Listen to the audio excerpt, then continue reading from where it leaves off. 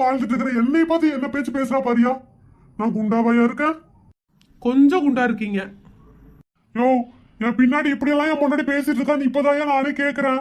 அண்ணா பொய் சொல்லாதீங்க அண்ணா. உங்க முன்னாடியே பேசுவாங்க, பின்னாடி பேசுறதுக்கு என்ன? அது மட்டுமா, அண்ணனோட பொண்டாட்டி எப்ப பாரு எதையாவது சொல்லிட்டே தான் இருப்பாங்க. நானே நிறைய டைம் கேட்டிருக்கிறேன். இதெல்லாம் நல்லா கேளியா? உன்னோட முன்னாடி கேட்டது மட்டும் வாங்கி கொடுத்துறாத. ஐயோ, நான்லாம் உங்க வருஷம் மாதிரிலாம் கட்ட மாட்டேன். நான்லாம் பாக்குற இடமே வேற. பாக்குற இடமே வேறையாமா.